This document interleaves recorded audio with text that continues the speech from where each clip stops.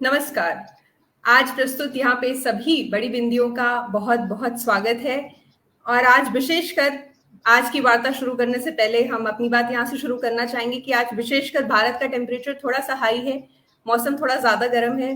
भारत के 3 विकेट हो चुके हैं 93 रन पर, और करीब 13 विकेट हुए हैं। तो अपनी जो भी आशाएं हैं, उम्मीदें हैं और जो हौसला है वो भारत की टीम के साथ बनाए रखें। और आज भारत की फिजाओं में नीला रंग ही लहरा रहा है। और मजे की बात है कि आज हमारी गेस्ट भी नीले रंग में ही यहाँ पर उपस्थित है। और आज के हमारे गेस्ट के तौर पर यहाँ पे हमारे साथ प्रस्तुत है वंदना दुबे जी, जो कि एमसीडी में पिछले 25 वर्षों से कार्यरत है एज अ टीचर, और अभी पिछले कुछ वर्षों से हेड ऑफ स्कूल के रूप में भी कार्यरत हैं। आपका बहुत बहुत स्वागत है हमारे बड़ी बिंदी के इस मंच पर, वंदना दुबे जी। नमस्कार। आपका भी बहुत बहुत आभार अंजलि कि आपने मुझे यहाँ आमंत्रित किया। और वाकई आज जो आपने कहा कि फिजाओं में नीला रंग बिखरा हुआ है, तो बहुत इम्पोर्टेंट दिन है आज भारत के लिए। जैसे अजेय रहा अभी तक भारत 10 मैचों में, तो सबकी दुआएं भारत के साथ हैं।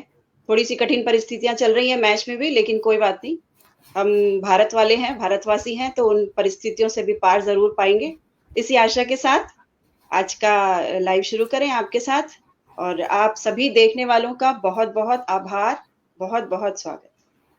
बहुत बहुत शुक्रिया मैम। मैम, जब हम शिक्षकों की बात करते हैं तो हम सब में ही थोड़ा सा एक हेजिटेशन, एक भय, कम से कम हमारी पीढ़ी जो पीछे से चली आ रही है उनमें हम ये देखते हैं कि हमें एक हेजिटेशन, हम चाहे उनसे कितना भी प्रेम करें, वो एक थोड़ा सा प्रेम, भय युक्त प्रेम जरूर होता है। पर आजकल जो भी जनरेशन है, क्या उनमें भी आप वही भाव आज भी पाती हैं? जैसे आपने भी देखा होगा, आपके समय में भी कहीं ना कहीं कोई हेजिटेशन रहती थी और शायद वो हेल्दी थी। आपको क्या लगता है इसके बारे में? बिल्कुल सही कहा आपने। जो हेजिटेशन थी वो अभी भी होनी चाहिए, लेकिन अब वो नहीं है। और उसके पीछे कारण जो है, एक तो सबसे पहले आप देखो, गुरुकुल जो परंपरा थी हमारी प्राचीन संस्कृति में, उसमें राजा हो, रंक हो, ऊंच नीच का बिना किसी भेदभाव के सभी के बच्चे एक साथ एक परिवेश में पढ़ा करते थे। तो उसमें जो भेदभाव था वो बिल्कुल खत्म था। लेकिन अभी ऐसा हो गया है कि अलग जाति, अलग प्रदेश, अलग परिवेश के बच्चे सब अपने अपने आर्थिक परिस्थिति के अनुसार, आर्थिक स्थिति के अनुसार पेरेंट्स उनको डालते हैं। और जितना सम्मान शिक्षक का पहले था, मुझे ये कहने में थोड़ा सा हिचकिचाहट भी हो रही है कि जो सम्मान पहले शिक्षक को मिलता था वो अब नहीं मिल रहा है आजकल के दिनों में। उसके पीछे बहुत सारी पॉलिसीज हैं, बहुत सारे कारण भी हैं। शिक्षक अब बच्चों को आंख उठाकर देख भी नहीं सकते, जबकि पहले, अगर आप पहले की व्यवस्था देखें तो शिक्षक, गुरु जिसको बोला जाता है, गुरुओं पर ही बच्चे का भार सौंप दिया जाता था कि आप जैसा करेंगे उसके साथ हमें स्वीकार्य है। लेकिन आज की परिस्थिति में ऐसा नहीं है। तो वो हेजिटेशन जो है बच्चों की खत्म सी हो गई है बिल्कुल। बच्चों को पता है थोड़ा सा कि आप अगर स्कूल नहीं भी आएंगे तो आपको पास होने से कोई नहीं रोक सकता। आप पास होंगे ही होंगे, अगली क्लास में, अगली कक्षा में जरूर जाएंगे। ना तो अटेंडेंस का उन्हें भय है, ना कहा जाए कि उन्हें पढ़ाई के प्रति कुछ ज्यादा विशेष रुचि है, क्योंकि उनको ये भी पता है कि अगर हम नहीं पढ़ते हैं तो भी हमें आगे भेज दिया जाएगा। तो ये कुछ ऐसी बातें हैं जो लगातार शिक्षा के स्तर में भी कमी ला रही हैं और शिक्षक के सम्मान को भी ठेस पहुंचाने वाली हैं। तो मैं तो यही कहूंगी कि ये सब जो चीजें हैं, एनईपी जो अभी 2020 आई है, उसमें इनको खत्म करने का प्रयास भी थोड़ा बहुत किया गया है। तो आगे उस पर भी बात करेंगे। जी बिल्कुल। तो एक सेइंग कही जाती रही है हिंदी में हमेशा से कि भय भिन्न होए ना प्रीत। तो अगर आपको प्रीत भी करनी है अपने स्टूडेंट से या विद्यार्थी से, तो भय तो थोड़ा बनता ही वो है। बिल्कुल होना जी। चाहिए। तो वो जो एक शिक्षा पद्धति मैम हम देखते थे अपने समय में, पुराने समय में, और जो आज की शिक्षा पद्धतियां हैं, बहुत चीजें चीजें बदल चुकी हैं। टेक्नोलॉजी आ चुकी है, एप्स आ चुके हैं। बच्चे ना केवल स्कूल पे डिपेंड करते हैं, बल्कि जो अफोर्ड कर सकते हैं वो परिवार, तो आजकल बहुत सारे एप्स और कितने सारे पोर्टल्स हैं जहाँ पे वो पढ़ते हैं। आपका क्या अनुभव रहा है कि पहले की शिक्षा पद्धति और अब की शिक्षा पद्धतियों में आप क्या अंतर पाती हैं? देखिए, जैसे मैंने अभी गुरुकुल की बात कही, वो शिक्षा पद्धति बिल्कुल अलग किस्म की थी। उसमें अभी मैंने पहले भी बताया कि बच्चे को छोड़ दिया जाता था गुरु के ऊपर। गुरु जैसा उसे बनाएंगे, उन पर इतना विश्वास था गुरु पर कि उनका जो जिस परिवार का वो बच्चा है, वो परिवार ये कभी नहीं सोचता था कि आखिर ये क्या बन के निकलेगा वहां से। वो पूरा जो दारोमदार था वो गुरु के ऊपर था। तो सम्मान भी ऑब्वियस है कि उनको ज्यादा मिलता था। लेकिन आजकल क्या है, टीचिंग को एक प्रोफेशन के तौर पे लिया जा रहा है केवल।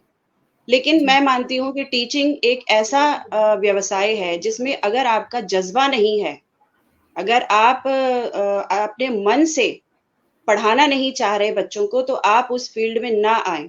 मेरा तो ये मानना है। लेकिन आजकल क्या हो रहा है कि लड़कियां क्यों चुनती हैं इस व्यवसाय को? ताकि वो घर भी देख सकें और स्कूल से भी उनको व्यवसाय भी मिल जाए, आर्थिक भी उनकी उन्नति हो सके, जॉब मिल जाए और शादी के बाद वो अपने घर परिवार को भी देख सके, क्योंकि 5-6 घंटे का स्कूल होता है। तो वो जज्बा जो पहले था पढ़ाने का, वो अब नहीं है। मैं अपने पिताजी की बात करूं, हमारे पिताजी भी हिंदी टीजीटी ही रिटायर हुए और बहुत ही अच्छी पकड़ थी उनकी अपने विषय पर। तो वो बताते थे हमें कि जब वो पढ़ाते थे तो दूसरे क्लास के जो बच्चे होते थे वो भी उनको सुनने आ जाते थे। तो ये बात कुछ टीचर्स को बुरी भी लगती थी, क्योंकि उनकी क्लास छोड़कर अगर बच्चा दूसरे किसी टीचर की क्लास में जा रहा है तो उसके पीछे का कारण जानने के बजाय उनको ये बात बुरी लगती थी कि ऐसी क्या बात है उनमें जो उनकी क्लास में जा रहे हैं। दूसरी बात, अब हमारे जैसे हम अपने पिताजी की बात मैं बताती हूँ, वो चाय भी सुबह छोड़कर चले जाते थे कि मैं लेट ना हो जाऊं। जी क्योंकि अगर डिसिप्लिन हमने सिखाना है बच्चों को, किसी नियमावली में उनको बांधना है, तो हमें वो करके भी दिखाना पड़ेगा। तभी बच्चों निश्चित को रूप से। उनका उसका असर कथनी और करनी में अगर अंतर होगा, टीचर की कथनी और करनी में खास तौर पे, तो बहुत ही मुश्किल वाली बात हो जाएगी कि हम कह कुछ रहे हैं और हम करके वो नहीं दिखा पा रहे, तो बच्चों पे उसका असर नहीं होगा। तो मेरे ख्याल से जो थोड़ा बहुत इस तरह की बातें हैं कि उसे एक सिर्फ व्यवसाय के तौर पे लिया जा रहा है, उसकी वजह से भी काफ़ी शिक्षा की शैक्षिक उन्नति बच्चों की नहीं हो पा रही है। मैम, आपकी बातों में से दो बात जो मैंने सुनी, एक तो कई बार लड़कियां इसलिए जो ये शैक्षिक क्षेत्र है उसमें आना चाहती हैं क्योंकि 5-6 घंटे में स्कूल हो जाएगा। पर क्या सच में 5-6 घंटे में स्कूल हो जाता है? ऐसा संभव है आजकल के समय में? थोड़ा सा ज़्यादा टाइम लग रहा है आजकल, क्योंकि काम बहुत है। टीचर्स के पास पढ़ाने के अलावा और भी बहुत सारे काम होते हैं और सारे ही काम उन्हीं घंटों में निपटाने होते हैं। तो कई बार मैं तो कह रही हूँ कि शिक्षा पीछे रह जाती है उन कामों की वजह से भी। लेकिन शिक्षा तो मेन है, हमारा व्यवसाय ही मेन शिक्षा है, तो हमें उसको तो देखना ही है। बच्चे जिस उम्मीद को लेकर हमारे पास आ रहे हैं, उस उम्मीद को तो पूरा करना ही है हमें।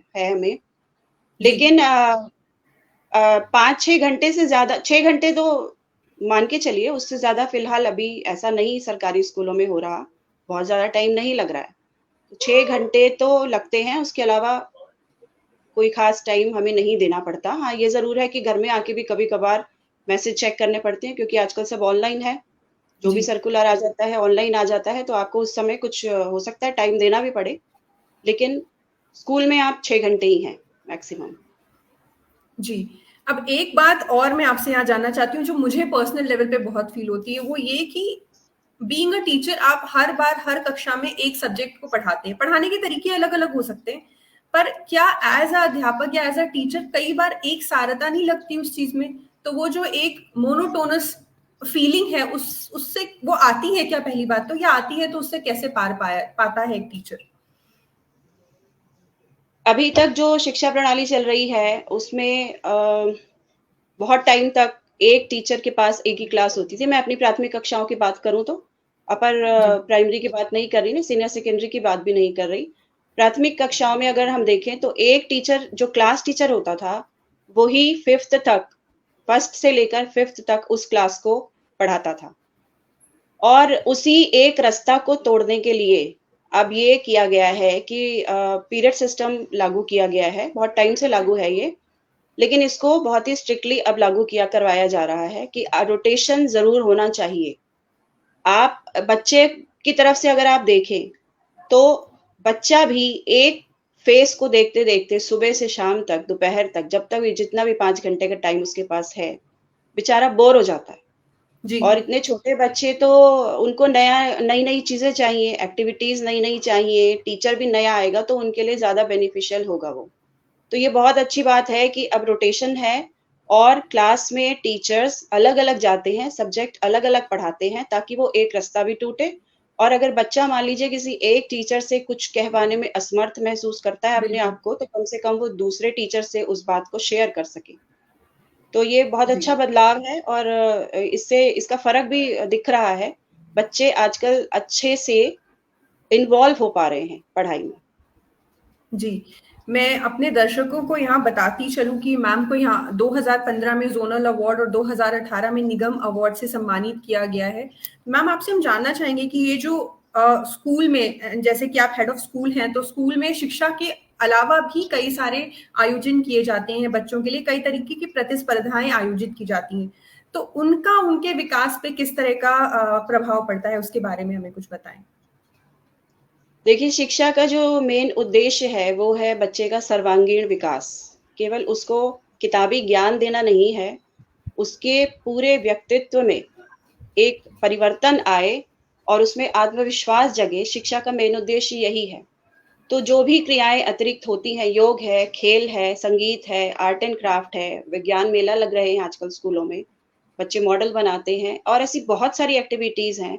तो अगर बच्चा वो नहीं करेगा तो उसका एक जो संपूर्ण व्यक्तित्व है वो विकसित नहीं हो पाएगा। मैं अभी आपको हाल की एक घटना बताऊँ। अभी हमारे यहाँ विज्ञान मेला हुआ साइंस फेयर, उसमें एक बच्चे को हम लेके गए, छोटी-सी बच्ची है नर्सरी क्लास की। जी, और उसको हमने फैंसी ड्रेस में डेंगू मच्छर बनाया था, तो उसको फर्स्ट प्राइज़ भी मिला उसमें, पूरे ज़ोन में उसको फर्स्ट प्राइज़ मिला। तो उसके बाद उस बच्चे का जो कॉन्फिडेंस लेवल था, नर्सरी क्लास के बच्चे की बात मैं बता रही हूँ आपको, जी, जी।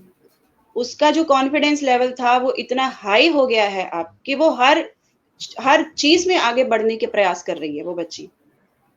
तो इस तरह से अगर ये इस तरह की को करिकुलर एक्टिविटीज़ नहीं करवाई जाएँगी, तो बच्चे का व्यक्तित्व निखर ही नहीं सकता किसी भी हालत में। तो बहुत सारी ऐसी चीज़ें हैं, योग है, संगीत भी है, इसके अलावा कंप्यूटर की उनको शिक्षा दी जाती है स्कूलों में आजकल, लाइब्रेरीज़ हर स्कूलों में हैं, तो बच्चे अपना उसमें और लाइब्रेरीज़ भी अलग-अलग तरीके की लाइब्रेरीज़ हैं, उसमें बुक्स के लेवल्स भी अलग-अलग हैं। तो बच्चा अपने जी, लेवल के अकॉर्डिंग उस बुक को सेलेक्ट कर सकता है, पढ़ सकता है। तो उसकी अपनी कल्पना शक्ति का विकास भी होता है उससे, उसकी विचार शक्ति का विकास भी होता है। तो ये सारी चीज़ें मिलकर ही उसके व्यक्तित्व को निखारती हैं। बिल्कुल, निश्चित रूप से। यहाँ पे चूँकि हम संगीत और चित्रकारिता और अलग-अलग जो इस तरह की क्रियाएँ हैं, जो हमारे अलग-अलग तरह से हमारे व्यक्तित्व को कहीं न कहीं प्रभावित करती हैं, जिसकी बात करें तो हम अपने सारे व्यूअर्स को यहाँ बताते चलें कि वंदना मैम भी काफ़ी रुचि रखती हैं चित्रकारी में, साथ के साथ उनका साहित्य में भी काफ़ी रुचि उनकी रही है। अभी रिसेंटली उन्होंने मंडी हाउस में भी कविता पाठ किया था। तो मैम अगर हमारे लिए आज आप कुछ लेके आई हो, अगर हमें कुछ सुनाना चाहें तो? देखो मैं ये पहले तो ये कहना चाहूँगी कि एक जो टीचर होता है ना, उसे हरफन मौला होना पड़ता है। जी, भले बिल्कुल। ही उस फन में वो बिल्कुल ही एक्सपर्ट हो, ये बात ना भी हो, तो भी थोड़े लेवल पर भी अगर उसको वो हर फन उसके अंदर हो, तो वो अपनी शिक्षा को, अपने बच्चों को ज़्यादा अच्छे तरीके से शिक्षित कर पाएगा। तो वो छोटी-छोटी हॉबीज़ जो मेरे अंदर थी, वो मेरी बच्चों को शिक्षा देने में बहुत काम आ रही हैं, क्योंकि बच्चों को वही बात है कि हम सब सिखाते हैं, चित्रकारी भी सिखाते हैं, हम संगीत भी सिखाते हैं, एक्टिंग भी सिखाते हैं, समय-समय पर भाषण देने की कला भी सिखाते हैं, बोलने की कला भी सिखाते हैं। तो ये जो कलाएँ हैं छोटी-छोटी, ये किसी न किसी तरीके से मुझे हेल्प कर रही हैं बच्चों तक उस ज्ञान को पहुँचाने में। तो जी, कविताएँ बिल्कुल। मैंने कुछ बच्चों के लिए भी लिखी हैं। बच्चे ही क्योंकि ध्यान में रहते हैं हमेशा, तो ऐसा लगता है कि उनके लिए कुछ किया जाए, तो बहुत छोटी-छोटी कविताएँ भी हैं। अब मैं आपको एक बात बताऊँ, कविता का जो प्लेटफ़ॉर्म है ना, वो अगर बच्चों के सामने रखा जाए, तो बच्चे उसे अच्छे से एक्सेप्ट कर पाते हैं। उसमें जो भी संदेश है, जो भी उपदेश आप दे रहे हैं, वो बढ़िया से वो पकड़ लेंगे। वैसे अगर आप उनको बताओगे, तो शायद उस बात को वो उतने अच्छे तरीके से एक्सेप्ट ना करें। तो जी, मैंने एक बहुत छोटी-सी कविता लिखी थी, मैं पढ़ के सुना देती हूँ आपको। पहले बच्चों पे सुनाऊँगी, फिर बिल्कुल। बाकी स्वागत 2-3 है। और सुना देती हूँ।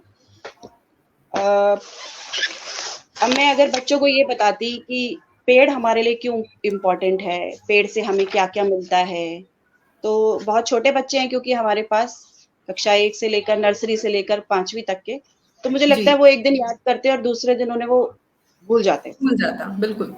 लेकिन मैंने कविता एक लिखी, 4 लाइन की, 5 लाइन की कविता है, बहुत सिंपल वर्ड्स के साथ, वो मेरे स्कूल के हर एक बच्चे को याद है। जी, और मुझे नहीं लगता वो पिछला बैच जो था वो भी उसको भी याद था, अब जो नए बच्चे आए हैं उनको भी वो कविता याद है। तो बहुत छोटी-सी कविता है, बच्चों के लिए लिखी है, उसको ध्यान में रख के आप सुनिए। जी, जी, बिल्कुल।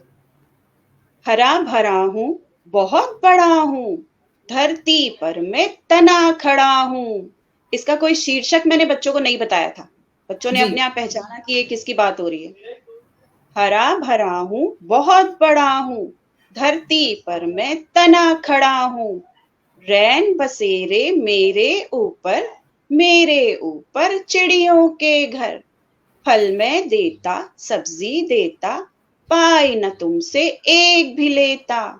छाया मेरी बड़ी घनेरी छाया मेरी। फिर भी तुम क्यों लाए कुल्हाड़ी, काटी क्यों ये शाखा मेरी। कर दोगे जो नष्ट यूं मुझको, क्या तुम जीवित रह पाओगे। मैं न रहा तो तुम भी न होगे, सोचो पीछे पछताओगे।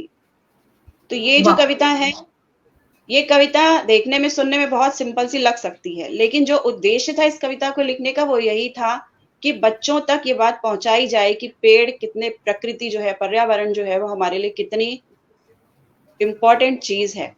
और बच्चे वाकई सच में, अब मैं कभी पूछती हूँ उनसे कि हमें पेड़ों से क्या क्या मिलता है, वो कविता याद करके सब कुछ बता देते हैं कि ये मिलता है और क्यों इतना नहीं काटा जाना चाहिए। विविड उसका आपने उसको विजुअलाइज करवा दिया एक स्टूडेंट के मस्तिष्क में कि वो पूरा जैसे जैसे आप कविता पढ़ रही थी वो विजुअलाइज हो रहा था आंखों के आगे। तो हाँ, तो मुझे बहुत खुशी हुई जब सारे स्कूल को ये कविता याद हो गई ना, तो मुझे बहुत अच्छा लगा कि कहने को कविता कविता की जैसी नहीं है, तो लेकिन बच्चों के हिसाब से अगर देखा जाए तो वो सबको बहुत ही अच्छी लगी। सब बच्चों ने उसको और एक बार बोलने से याद कर ली, ये भी नहीं हुआ कि मुझे 4-5 बार उसे लर्न कराना पड़ा। जी, तो कुछ कविताएं ऐसी लिखी हैं, कुछ कविताएं अभी मैंने रिसेंटली अभी दिल्ली में प्रदूषण मैम बहुत ज्यादा प्लीज बढ़ सुनाइए गया। कुछ और भी अगर बाल कविताएं हो तो हम जरूर सुनना चाहेंगे। चलिए मैं एक और बाल कविता सुना देती हूँ।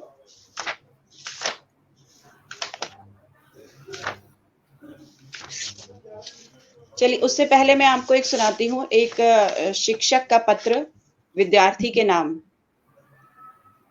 जब 5वीं क्लास हमारे यहाँ से पास कर होती है तो उनकी फेयरवेल होती है, मैंने तब लिखा था ये कविता।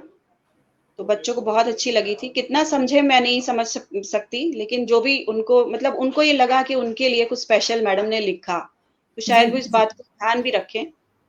तो एक शिक्षक का पत्र है ये विद्यार्थी के नाम। जी, एक फूल है तुम में, संभाल कर रखना उसे। एक फूल है तुम में, संभाल कर रखना उसे। सुगंध उसकी समाहित कर लेना हृदय में। सुंदरता मन में बसा लेना। कोमलता समा लेना वाणी में। कोमलता समा लेना वाणी में।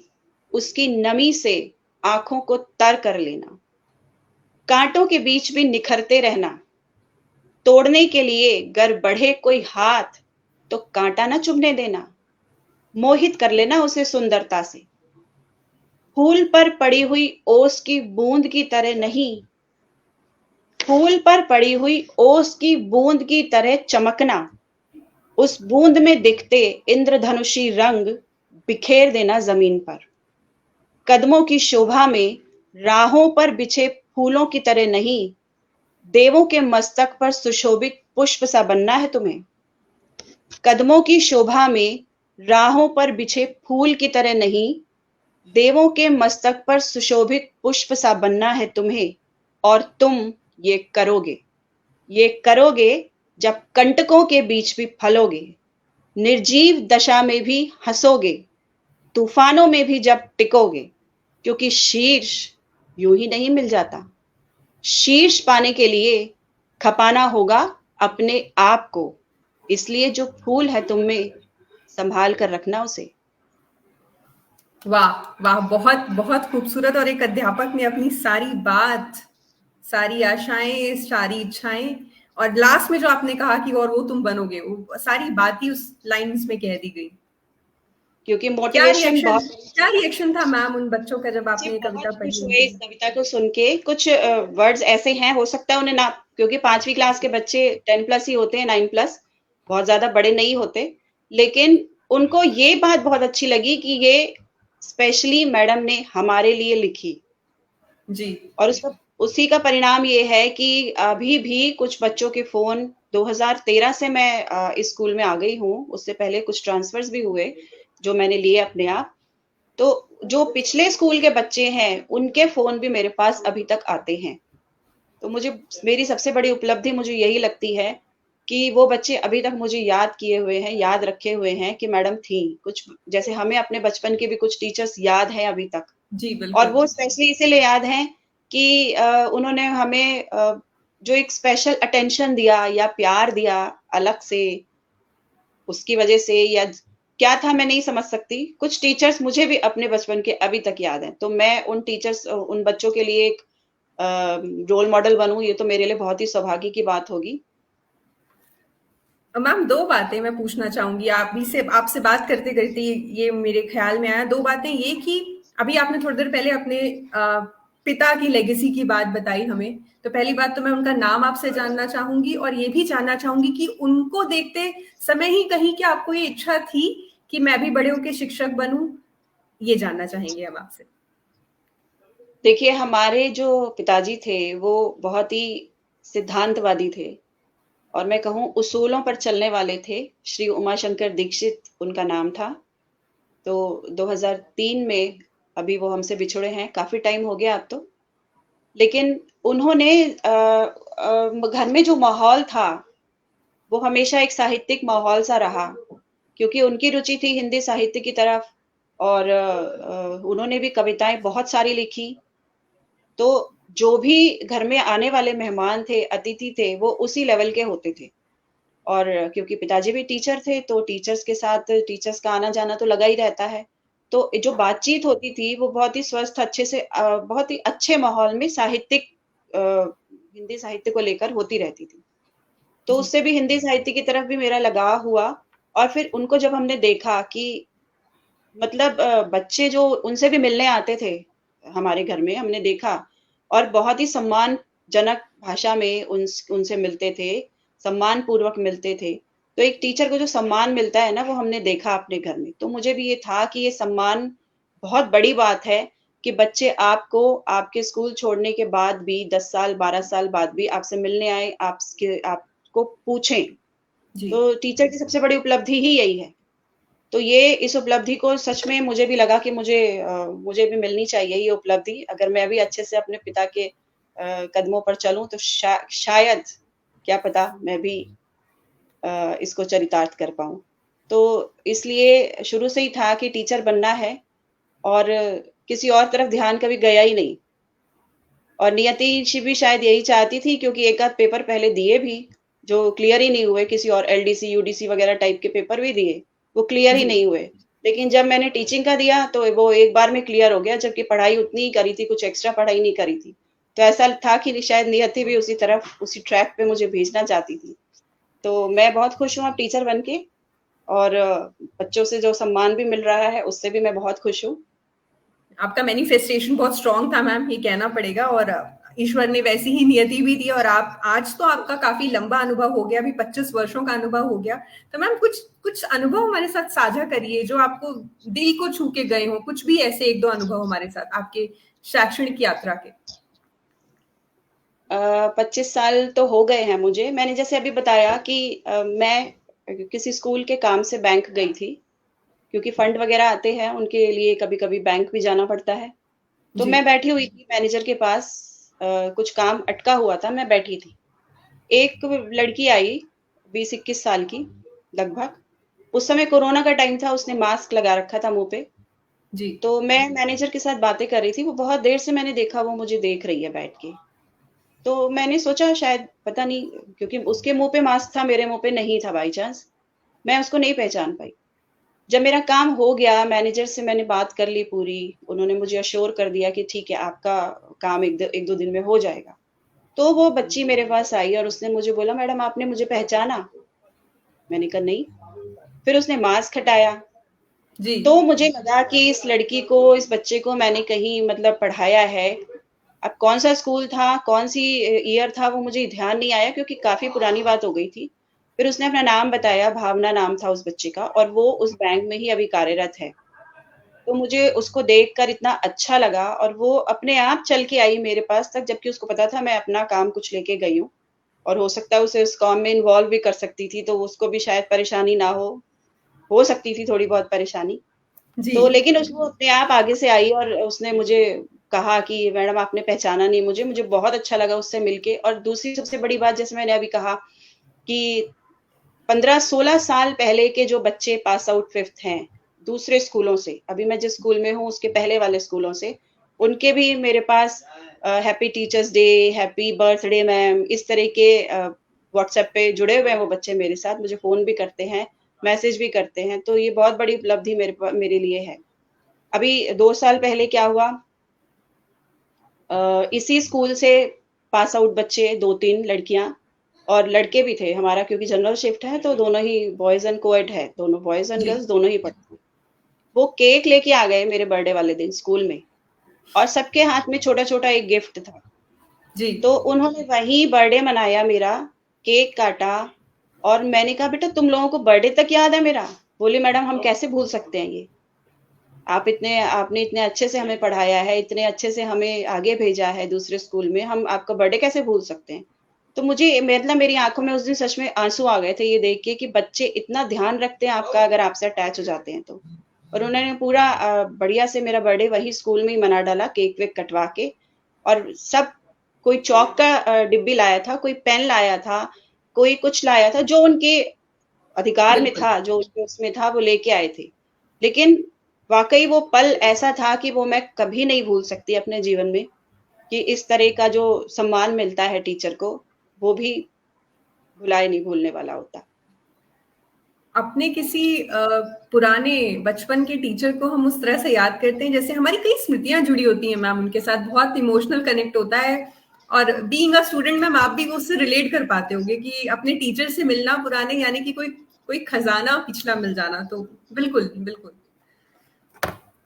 अब मैं ये भी आपसे जानना चाहूंगी मैम कि सरकारी जो हमारे स्कूल्स हैं, एमसीडी के हैं, ज्यादातर उसमें जिस आय वर्ग के लोगों के बच्चे आते हैं, उनके जो माता पिता हैं उनका भी कहीं ना कहीं वो किसी ना किसी अपने हिसाब से अपने किसी व्यवसाय में संलग्न होते हैं। तो उसके हिसाब से बेसिकली मैं आपसे जानना चाहती हूँ कि उनके माँ बाप के उस एटीट्यूड का बच्चों की शिक्षा पे क्या प्रभाव पड़ता है, क्योंकि कई बार वो खुद भी उतने शिक्षित नहीं होते हैं। तो उसमें आप क्या पाती हैं?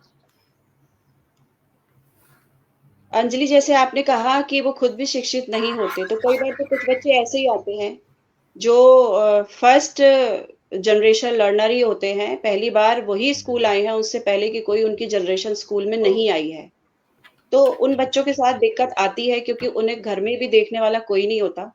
मान लीजिए आपने कुछ उन्हें होमवर्क दिया है या कुछ ऐसा काम दिया है जिसमें उन्हें हेल्प की ज़रूरत है, तो वो अपने माँ-बाप से वो हेल्प नहीं ले पाते और फिर वो पिछड़ भी जाते हैं उसमें।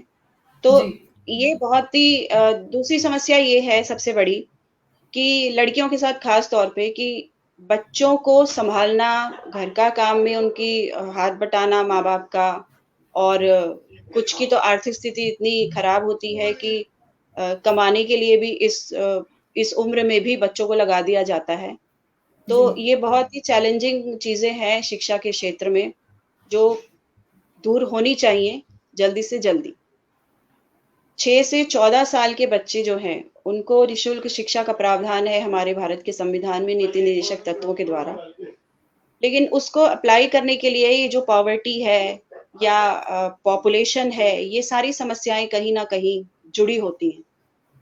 तो अब अभी जैसे चला कोरोना वाला टाइम चला, इसमें ऑनलाइन क्लासेस भी चली, क्योंकि बच्चे स्कूल नहीं आ रहे थे, टीचर्स भी स्कूल नहीं आ रहे थे। लेकिन अब समस्या ये थी कि उनकी आर्थिक स्थिति इतनी अच्छी है ही नहीं कि वो मोबाइल खरीद सकें, जी। एंड्रॉयड फ़ोन खरीद सकें। तो क्लास कैसे हो?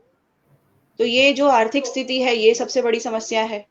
और उसी बिल्कुल। के चलते अगर घर में कोई भी बीमार है, अब मान लीजिए ई रिक्शा चालक है एक पिता, उसका बच्चा स्कूल में आ रहा है, वो खुद ही छोड़ने आ रहे हैं अपने बच्चे को, उनके घर में कोई बीमार हो गया या वो खुद बीमार हो गए तो बच्चे का आना भी बंद हो जाएगा। घर बिल्कुल। में माता बीमार है, माता जी बीमार हैं, तो लड़कियों का आना बंद हो जाता है क्योंकि उन्हें घर संभालना है, छोटे भाई बहनों को देखना है, घर में चूल्हा चौका करना है। और पिता की तबीयत खराब हो गई तो छोड़ने वाला कोई नहीं है। मतलब घर में अगर कोई भी सदस्य बच्चे से अलग भी उसको प्रॉब्लम हो गई है तो बच्चा स्कूल नहीं आ पाता। तो ये बिल्कुल। सारे चैलेंजेस हैं बच्चों के साथ। और क्योंकि इन स्कूलों में तो वैसे ही ज्यादातर निम्न वर्गीय बच्चे ही आते हैं, तो उनके साथ ये समस्याएं और भी ज्यादा होती हैं। मैम, इसी क्वेश्चन से जुड़ा एक सप्लीमेंट्री क्वेश्चन और मैं आपसे जानना चाहूंगी। अब ये जिस टॉपिक में हम अभी बात कर रहे हैं, इससे ही रिलेटेड ही सारे रीजंस होते होंगे बच्चों के ड्रॉप आउट होने के।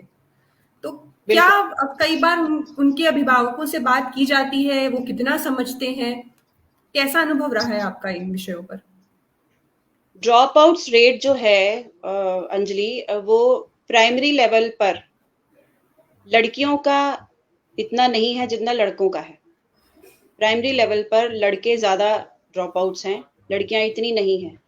लेकिन आगे अपर प्राइमरी और सेकेंडरी लेवल पर जाकर लड़कियों का ड्रॉप आउट रेट ज्यादा हो जाता है। कारण वही है उसके पीछे कि उनको घर गृहस्थी भी संभालनी है। कई जगह बहुत जल्दी शादी हो जाती है बच्चों की, क्योंकि पेरेंट्स को यही है उस समय कि बच्चों की रिस्पॉन्सिबिलिटी से छुटकारा कैसे पाया जाए। तो हम्म। 17-18 साल की लड़की हुई नहीं और उसका शादी कर दी गई।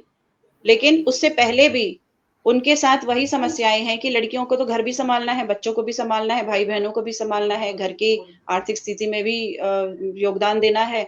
तो ड्रॉप आउट रेट बढ़ जाता है उस वजह से। उसके लिए मुझे तो लगता है कि पेरेंट्स के साथ बुलाकर भी, जैसे हम लोगों के इन सर्विस सेमिनार्स होते हैं, इस तरह से इनका भी सेमिनार्स किए जाने चाहिए सरकार की तरफ से, ताकि इनको शिक्षा की महत्ता के बारे में थोड़ी बहुत जानकारी दी जा सके।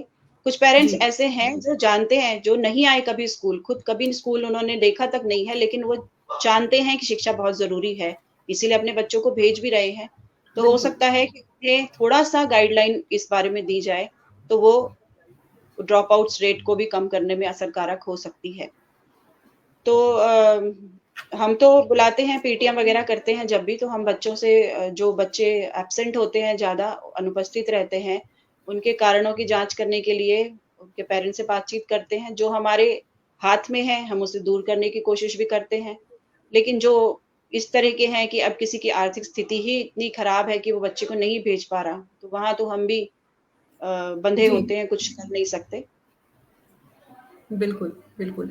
मैम, आप लंबे एक दौर से अभी आप अध्यापिका हैं और अब आप हेड ऑफ स्कूल भी हैं।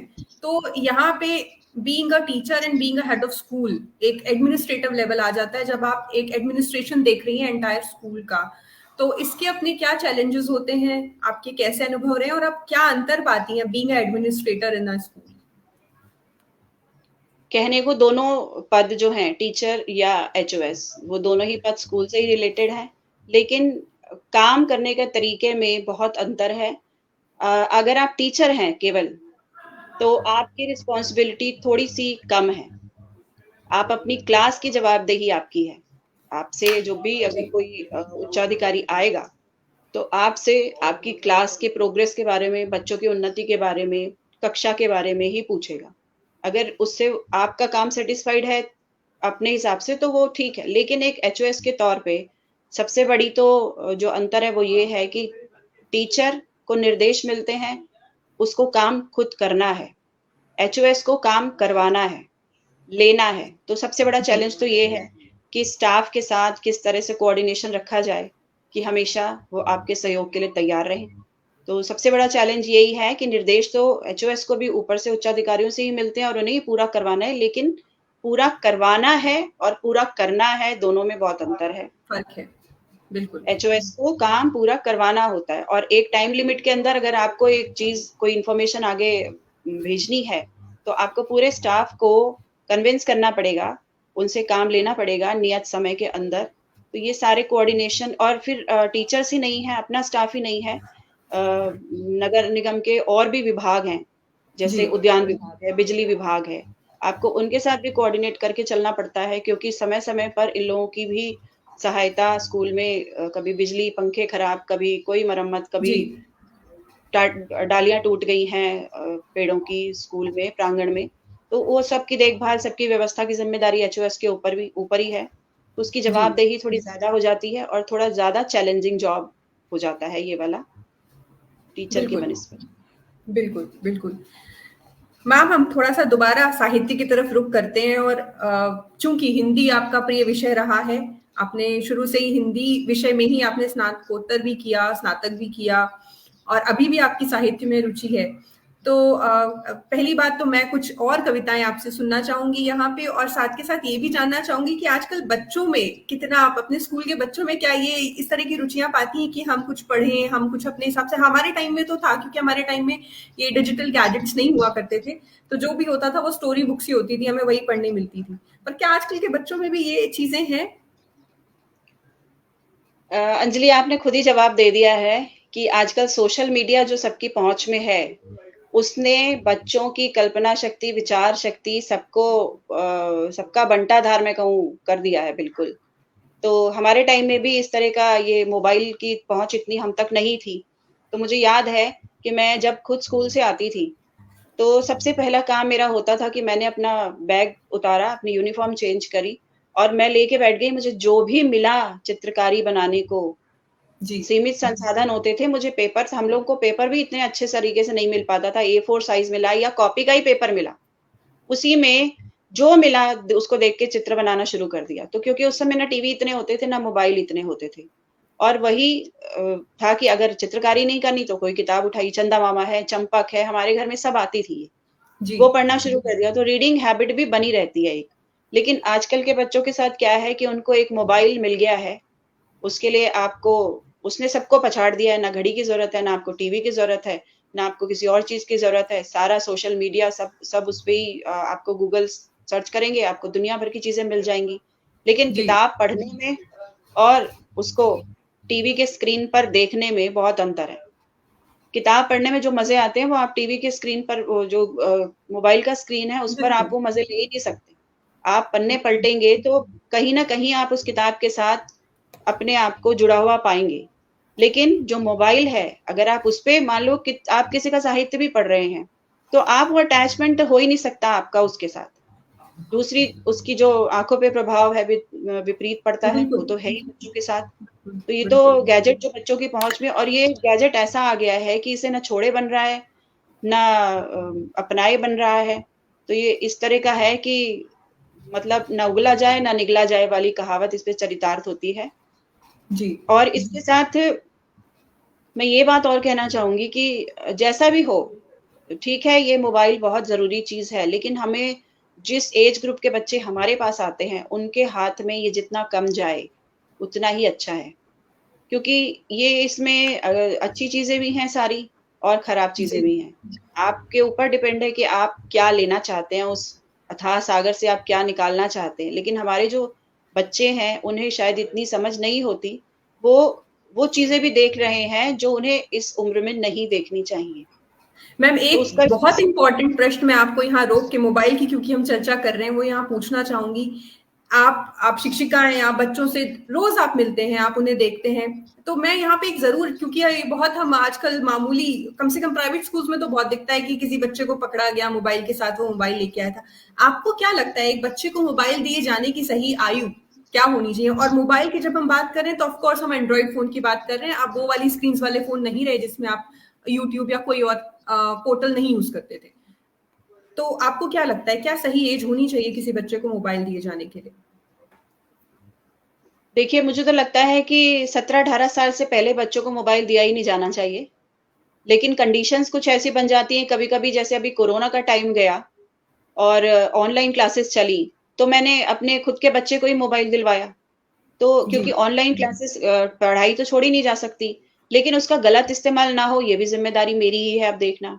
और जहाँ बिल्कुल तक हमारी प्राथमिक कक्षाओं के बच्चों की बात है, 10 प्लस से ऊपर के बच्चे तो हमारे यहाँ होते ही नहीं हैं, तो 10 प्लस के जो बच्चे हैं, उनके हाथ में मोबाइल तो इतना घातक है कि मैं बता ही नहीं सकती आपको।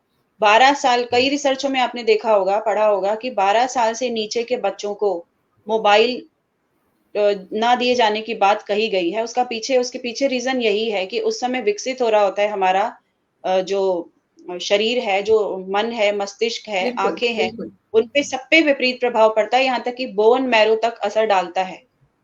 12 साल जी, से नीचे बच्चे की बोन मैरो तक मोबाइल की रेडिएशंस असर डालती हैं। इसीलिए मोबाइल को रात में भी बोला गया है कि आप कम से कम 3 फीट की दूरी पे रखिए और अच्छा तो ये है कि आप मोबाइल फ्री कमरे में सोइए, क्योंकि उसकी रेडिएशंस बहुत घातक हैं। तो जितने छोटा बच्चा होगा, उतना ही उसके ऊपर उसका घातक असर होगा। लेकिन समस्या यही है कि पेरेंट्स के पास भी आजकल उतना समय नहीं है कि वो बच्चों को दे सकें। पेरेंट्स को ऑफ़िस जाना है, अपने काम पर जाना है, बल्कि माँ को देखते तो हम खाना उसका जस्ट विपरीत हैं कि कई बार माँ-बाप अपने आप को कहीं वो व्यस्त हैं और बच्चे को मोबाइल दे दिया जाता है कि वो शांत रहे, शांत बैठेगा। तो अब यही बात है कि वो शांति उनको बनाए रखने के लिए वो बाद में कितनी अशांति होगी, वो समझ में नहीं आता पेरेंट्स को। तो थोड़ा समय तो पेरेंट्स को भी बच्चों के लिए निकालना चाहिए।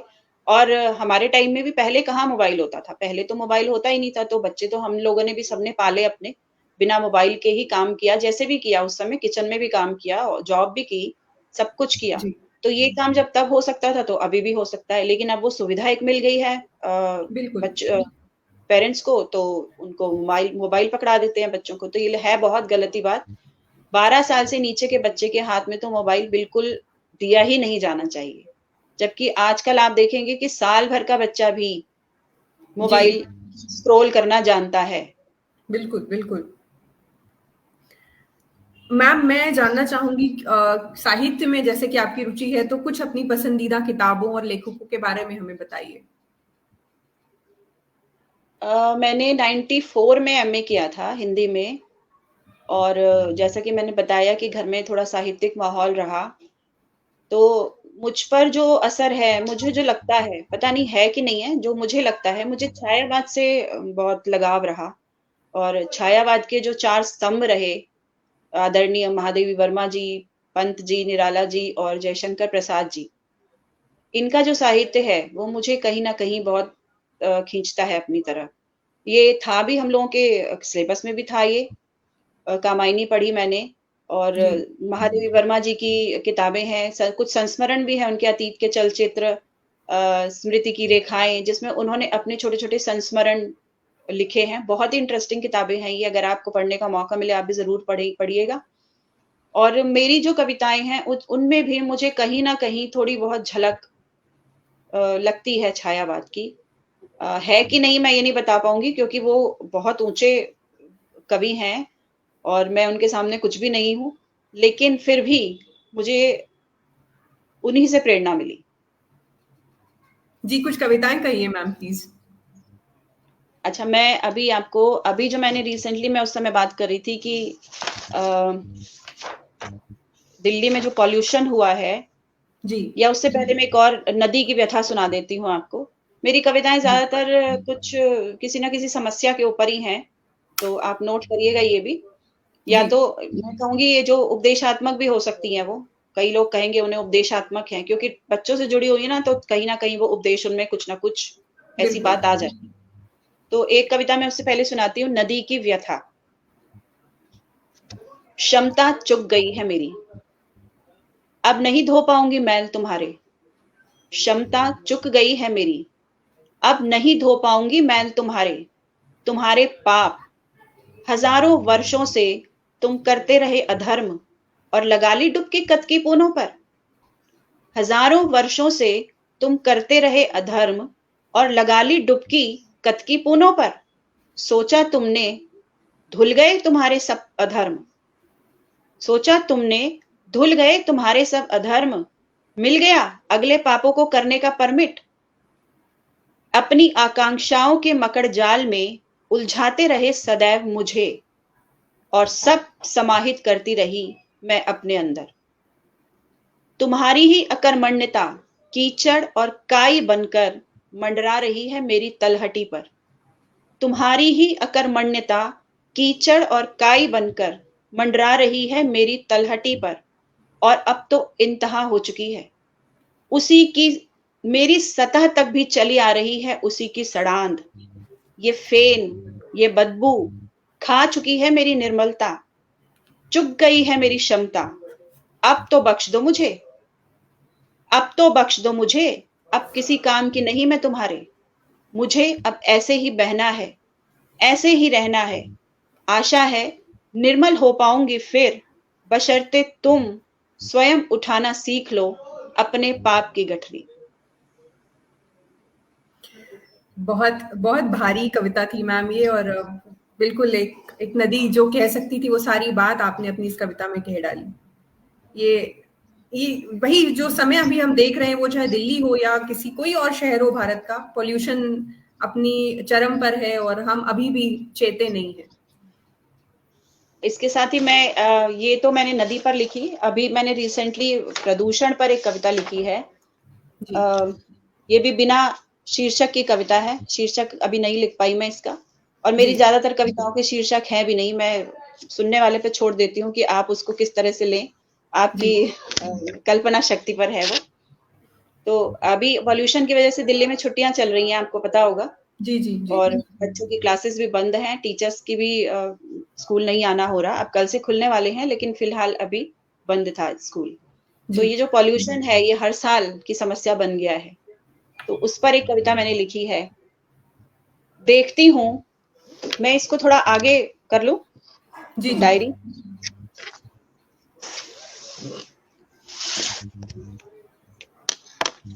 मेरी विडंबना ये है कि मुझे अपनी कविताएं भी याद नहीं रहती, मुझे पढ़नी पड़ती हैं।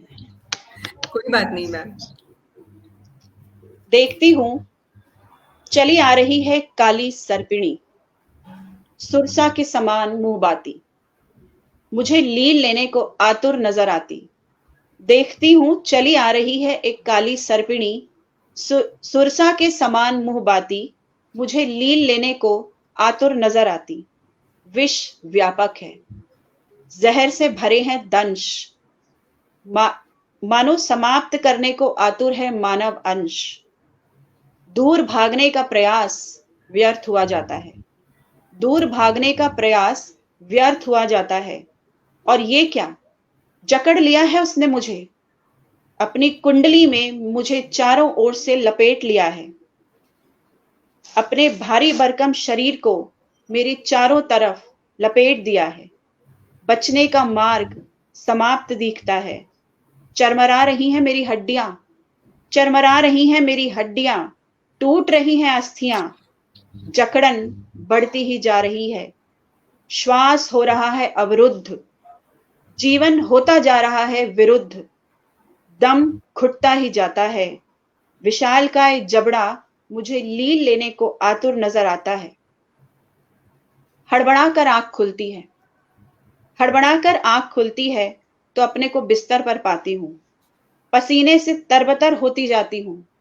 खिड़की के उस पार दूर चिमनी से उठता है धुआं, अपनी असंख्य शापित भुजाओं के साथ बढ़ता ही आ रहा है मेरी तरफ, बढ़ता ही आ रहा है मेरी तरफ। कितना भयावह चित्रण है मैम प्रदूषण का। और ये एक बहुत बड़ी समस्या है देश की, न केवल दिल्ली की बल्कि देश की, कि हमें इस पे और सरकार को इस पे उचित कदम उठाए जाने चाहिए। आपने बहुत ही साधारण शब्दों में बहुत ही एक विकराल चित्रण किया है प्रदूषण का। सो आपको ये ये तो जानकर जी हैरानी होगी कि दिल्ली वासी जो हैं उनकी उम्र इस प्रदूषण की वजह से लगभग 10 से 15 वर्ष कम होती जा रही है।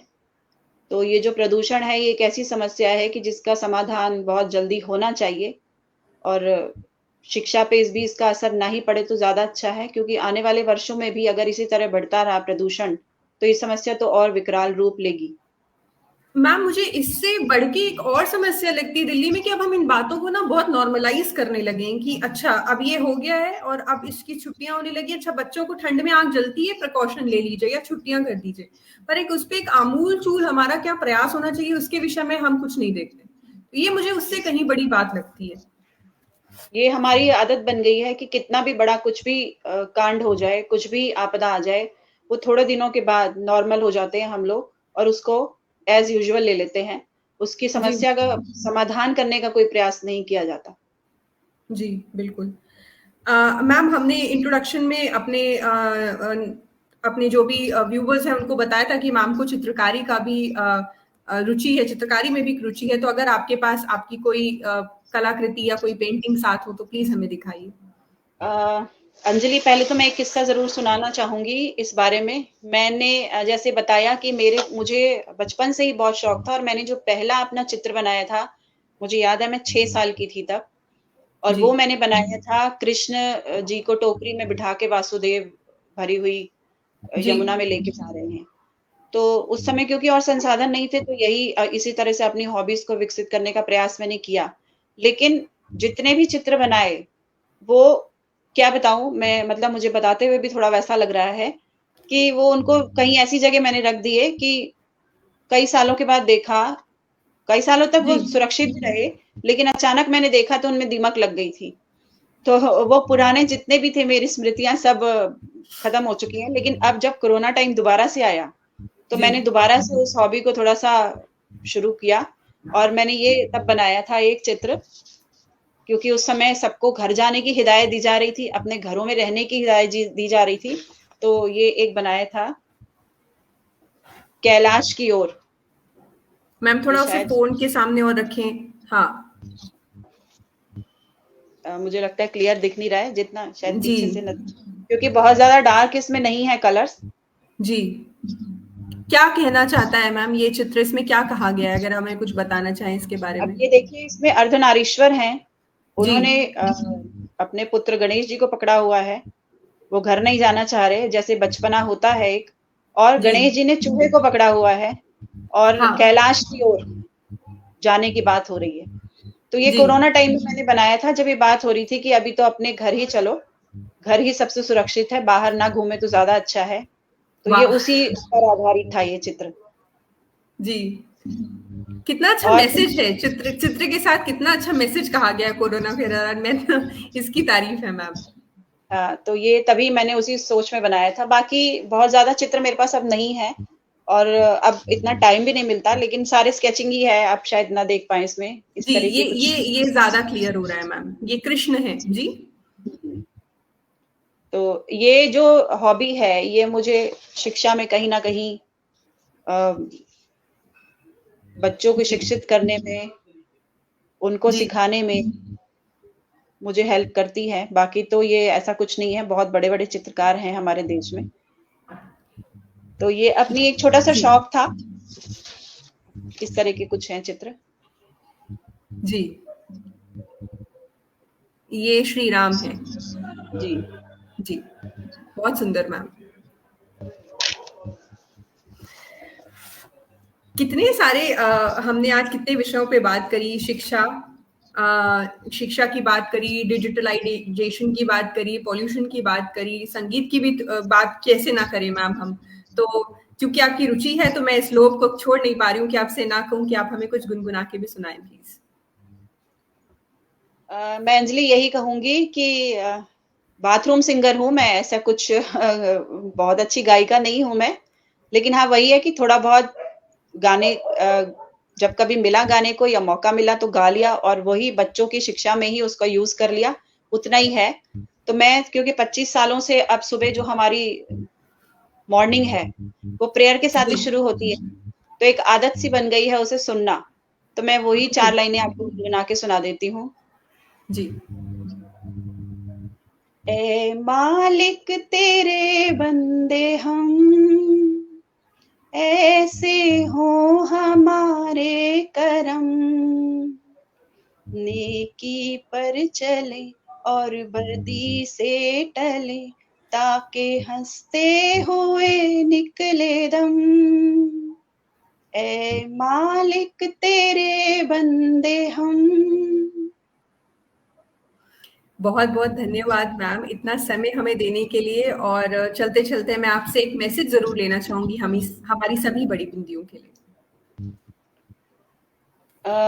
अंजलि, मैं सबसे एक यही रिक्वेस्ट करना चाहूंगी कि बच्चे जो हैं, अगर आप अपने आसपास किसी भी एक ऐसे बच्चे को देखें जो स्कूल जाने की उम्र में है लेकिन स्कूल नहीं जा पा रहा, तो उसे जरूर या तो स्कूल में प्रवेश कराएं, या उसकी स्थिति ऐसी है कि वो स्कूल जाने लायक नहीं स्थिति अफोर्ड कर पा रहा, तो उसकी जिम्मेदारी लें, ताकि एक देश को जो एक नागरिक अच्छा बन सकता है वो भटक ना जाए, कहीं किसी रास्ते में उसको किसी ऐसी ट्रैक पे वो ना चला जाए जहां उसे नहीं जाना चाहिए। तो हमारा एक जो छोटा सा प्रयास है, और सभी अगर मिलकर करेंगे तो ये प्रयास भी जरूर संभव होगा।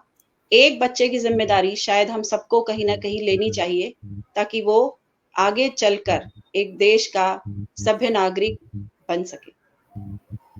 बिल्कुल, आशा है हमारी सभी बड़ी बिंदियाँ ये जो मैसेज है वंदना मैम का, इसे आत्मसात करेंगी, और जो अपने अपने एंड से जो भी पॉसिबल है समाज के लिए हम जितना कर सकते हैं उतना हम सभी करें।